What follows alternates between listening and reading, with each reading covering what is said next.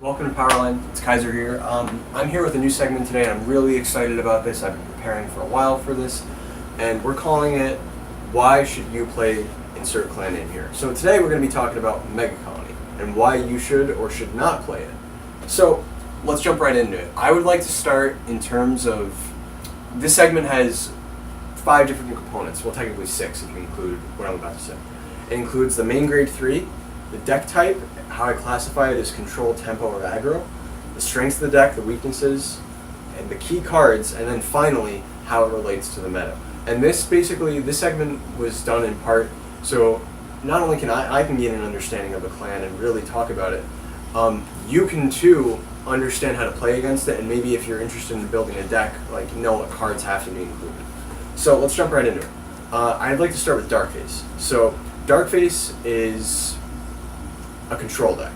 It's just control, and it has elements of tempo in it with Staggle Dipper as a way to kind of push a little bit. It's not like a conquest level push turn where you can get 10k each, but it's something which a lot of decks lack now. So its strengths can include obviously controlling the game, like your opponent playing rear guards on their turn and you being able to react to it with Darkface's G-Break 2 is pretty awesome. You being able to stun cards and just have that card draw. Now, people have compared it to a lackluster Chaos Breaker, and while I can see that, I can argue that it's just different. It's not necessarily worse, even though I'll get to it later, but I think it is. That I feel as if the control aspect of the deck is so strong in the ability to just stride on top of it, counterblast 1 and stun 2. That's a very efficient way how to control the game. As well as if they don't do anything, like let's say they don't call over it and you stride into the new GR, which I can't remember the name of right now, but it's Mutant Deity something, that's usually the formula for Mega Colony cards. If you counterblast 2, they can't call over it. So that prevents them from being able to call over their cards, which means you just get free pluses. And most of the deck, if it stuns cards, you're usually drawing from it, which is very strong. And the strengths of the deck can include the control aspects of the game, the tempo aspects of Staggle Dipper, which basically just means you're giving power to units so you can push at times when they're at 4 or 5 damage and you're looking to close out the game in some way. Or, for me, one of its core strengths is the synergy within the deck. I think that Darkface has a great deal of synergy in how it's built now. The new Glimmer Breath clone is incredible. A costless card that just stuns a card, and I believe they can intercept with it, but if they don't replace it or it's still on board, you draw a card. Like, that's amazing. So it's just very strong, like how it controls the game and how it gains advantage over time. Now, getting to the weak point of the deck, or one of the weak points, it's kind of a double-edged sword because you have to run Cyclone Tooth. I mean, there's really not another grade 3 you can run as a backup Vanguard besides Cyclone Tooth. You can run the new stuff, like the new grade 3, but it's trash. You can run the old Counterblast ones, stun a card, can intercept card, but that's also like not very efficient.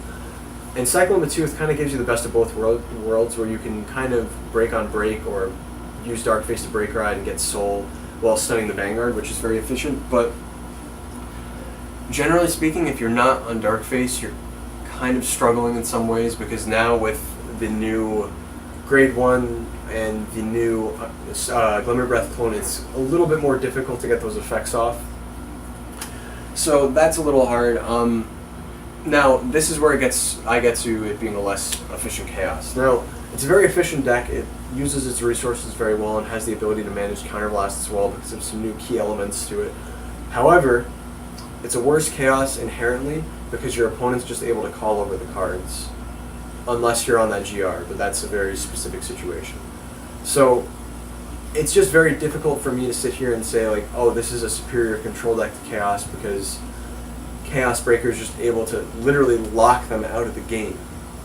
While with Darkface, you're stunning, and that's great, and like you'll get advantage in a different way from that, but they're still able to play on some level. So it's control, but it's not that absolute denial of control that Chaos Breaker has. And some key cards you should know about. The new grade 1, its effect reads that if your opponent, it's Dark Device. If your opponent has cards, just both their column is rested, you can activate this effect to put it in the soul during their turn, countercharge 1, and it's soul charged.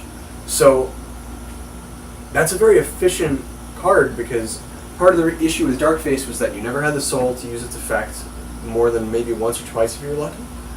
And on top of that, the counterblasting in this deck, now especially with that GR, is very heavy. So you need to be able to have a way to refuel that. And there's a stand trigger that has the same effect, which I would recommend playing if you're going to play this deck. Now, Mega Colony got a Margle clone now, and while some people might argue to play it, I don't think it just has a place in the deck. You need the crits to pressure, and you need to make your Staggle Dipper turns more pressuring. Like, if you give 2 rears power, and that's, let's say they have a full field and everything's rested, they're at 12, you add 12k to a column, you want to have some sort of pressure on that. Swinging for big numbers is nice, but in this format where a G-Guard kind of denies you the ability to really push, you need a critical or something to give your opponent incentive in case they need to take it. So, another key card besides Darkface, which is obviously a key card in this deck, would be the new GR. Now, the new GR actually helps Mega Colony in a lot of matchups where it used to be really difficult, like against Shadow Paladins, Pale Moon, Grand Blue, where they kind of retire or put their field back into Soul. It prevents them from having any sort of game plan. And that's the element of absolute control the deck kind of needed. And it's very efficient.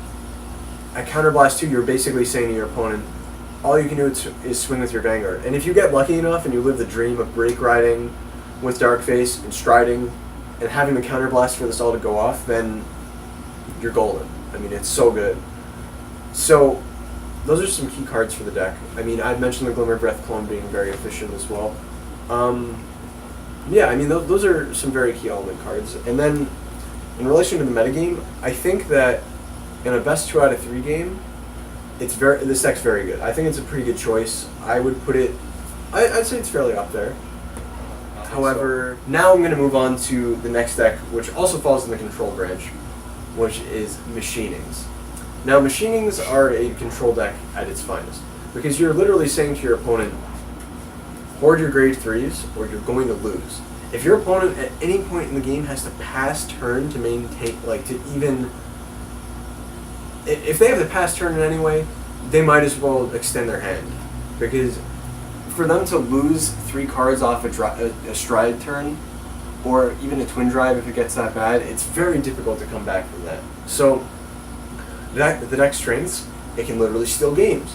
There are times your opponent will not have another grade 3 in hand and will literally have to say, I pass my turn to you. That's stupid.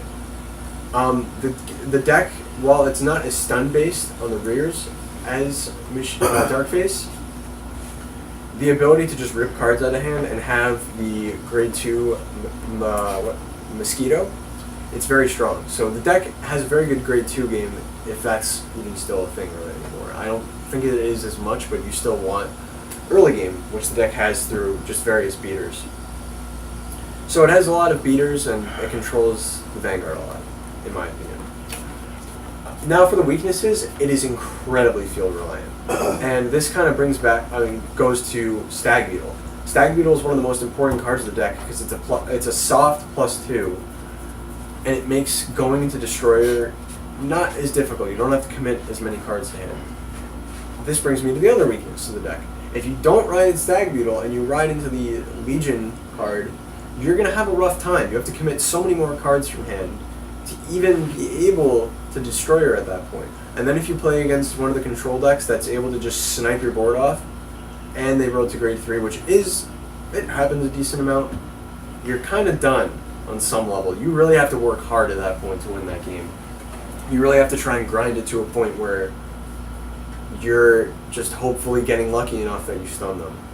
So those are the main weaknesses of the deck, and some of the key cards: Stag Beetle, Destroyer, and the grade 2 Mosquito. Those are really the key cards of the deck. And there's some intricate combos like with Little B and the Crit Trigger that you can utilize, but really that's the core of the deck. Stag Beetle is so important, Destroyer is important, and that grade 2 that puts on Chatterer-like pressure on grade 2 is amazing. And restands a rear, which is awesome.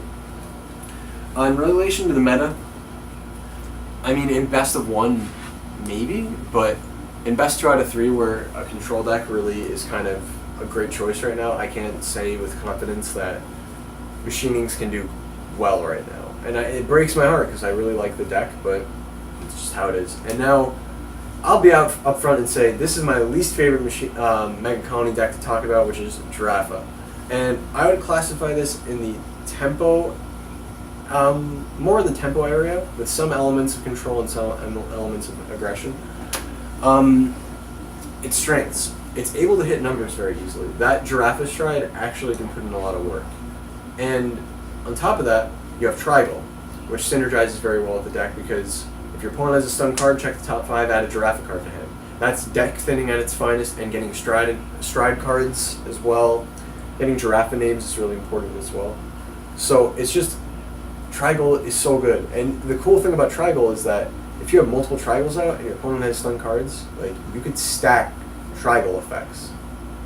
Like, that's insane. Like, just keep checking the top cards of your deck until you find what you need, which is good.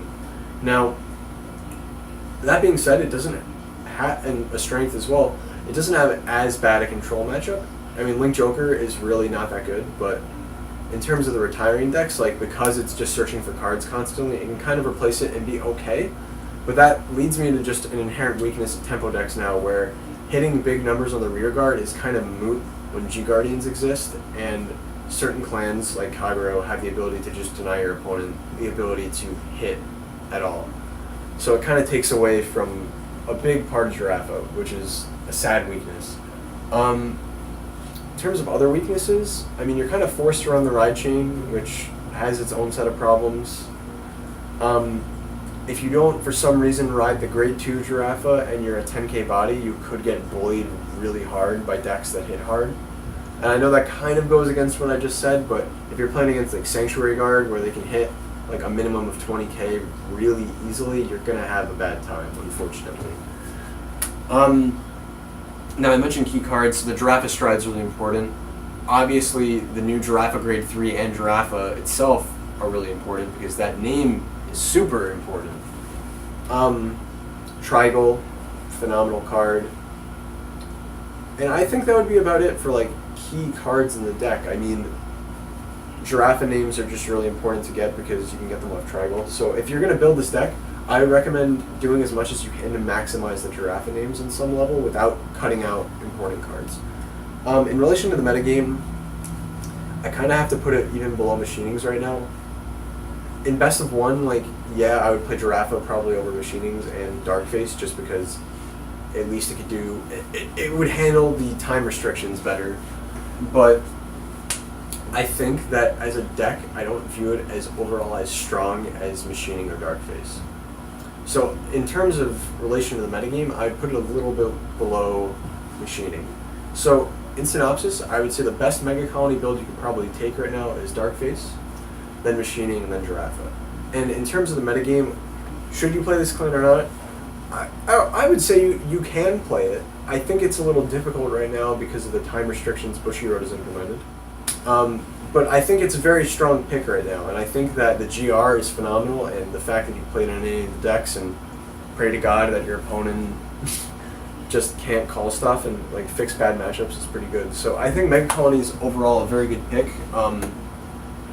In terms of everything else right now, I mean, that's going to take more research on my end, and which is why we will continue to do this segment every 2 weeks. So if you guys have any questions, like, feel free to ask, and if you have any comments, if you think I'm just outright wrong, come out and say it. I'm sure people will. So thank you guys for watching, and please be sure to like, comment, and subscribe. Thanks, guys.